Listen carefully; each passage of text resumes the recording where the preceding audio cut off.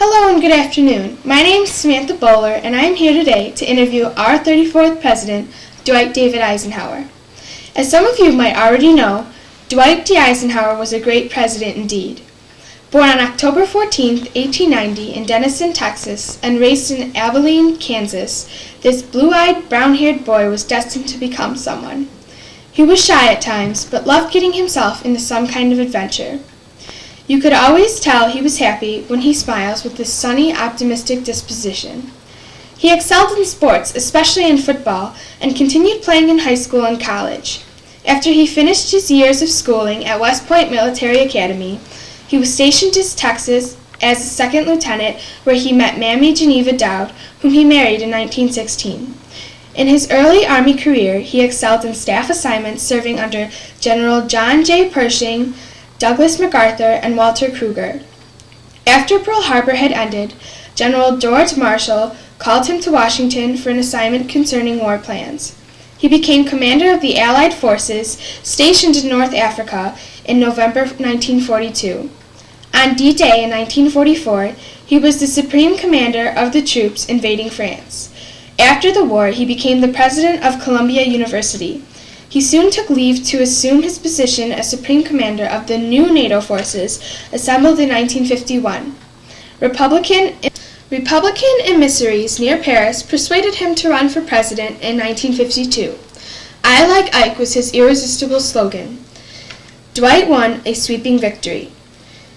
Because of his military strengths, Eisenhower focused on trying to reduce the strains of the Cold War.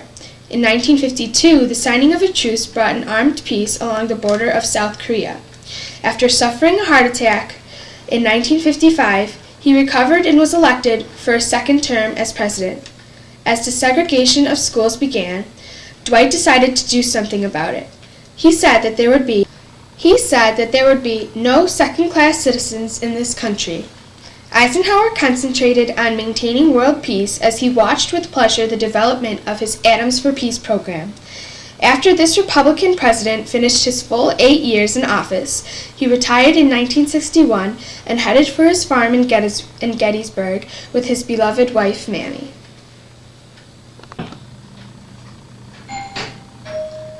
I think that's him now. Let's go see. Howdy, my name's Dwight, but you can call me Ike if you like. Hello, Ike. I'm Samantha, the reporter. Thanks for coming here today. Why don't you come on in and have a seat? Okay. So, Dwight, I'm going to start by asking you a few interview questions, okay? Okay. What was it like growing up with 6 other brothers? It wasn't easy being the third out of 7 sons. I always got picked on for wearing my old hand-me-down scrapers and raggedy clothes. Well, at least I had my brothers who could stand up for me. Dwight, I heard you came down with a severe case of blood poisoning as a child. How did you feel when you heard the news? Well, like most people, I reacted in a frightening manner. When the doctor told me I would have my leg amputated, I wouldn't stand for it. I'd rather be dead than crippled. Time went by, and the doctor came up with less dramatic alternatives. God was obviously on my side. How did you come up with "I like Ike" for your campaigning slogan? Ike was my nickname that stuck with me ever since my childhood. My father gave me that nickname. We were trying to figure out something that rhymed, and all of a sudden, it just kind of clicked. I like Ike was on all sorts of pins, hats, stickers, keychains. They even had a commercial for me. I had so much fun. At one point in your first 4 years as president, both Russia and the U.S. developed hydrogen bombs. With such a threat of destructive force, what did you decide to do? Well, I decided to meet with the leaders of British, French, and Soviet government.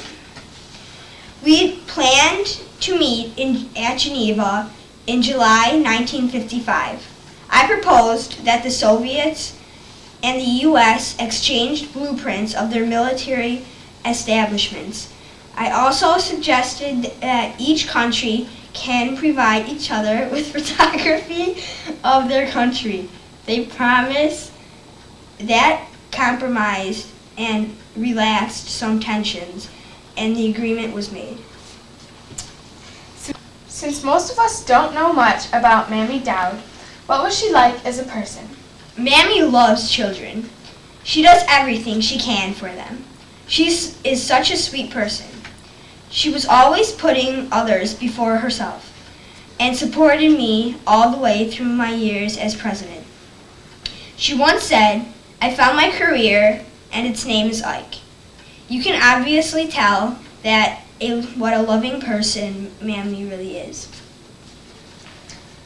How did your Atoms for Peace program work? Well, the Atoms for Peace program was the loan of American uranium to nations for peaceful purposes. After you had a heart attack in 1955, you were in the hospital for 7 weeks. What did you do all that time, and how did you feel about being away for so long? There wasn't really much to do in a hospital. I mostly slept and watched TV. It was a sad time for me. I couldn't bear being in a hospital for that long. It really made me feel good, though, knowing that all the people over the world were praying for me. What was it like to retire after 8 years in office? I was kind of really depressed. I knew I was going to miss my job. After 8 years, it feels weird not working anymore, but I knew my time was up. It's also nice being retired, though. I get to spend more time with my family, and I can also enjoy my favorite hobbies like fishing, golfing, and painting. What do you feel was your greatest accomplishment as president? I'm proud to say that I obtained an Artemis in Korea and worked unnecessarily to ease the Cold War between communist countries and the U.S. and its allies. That, I would have to say, was my biggest accomplishment. What was your biggest failure as president or even in the Army? Well, during World War I failed to obtain an assignment in France. This was a disappointment for me.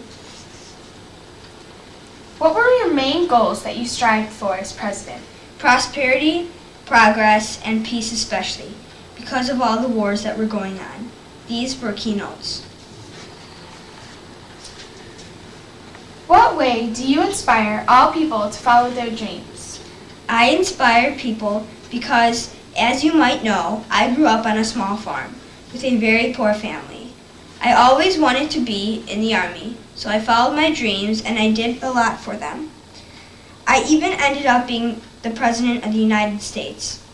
It goes to show you that no matter who you are, you choose who you want to be. Thanks again, Dwight, for coming here today. I certainly learned a lot from this interview. I appreciated your company. Thank you for having me. I had a lot of fun too.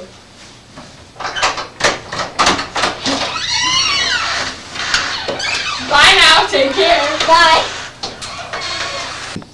And thank you for joining Dwight and I today on this exclusive interview. This is Samantha Bowler signing off. Sadly, 2 weeks after the interview with Dwight David Eisenhower, a beloved husband, devoted father, proud grandfather, wise president, strong military leader, and an American war hero, even though he had never been in a battle. Sadly, Dwight died on March 28, 1969, in Washington, D.C., because of a long-term illness concerning the heart. You were a hard-working president whom obviously made the world a better place. You will always be remembered in the hearts of your beloved American people. Rest in peace, Dwight David Eisenhower.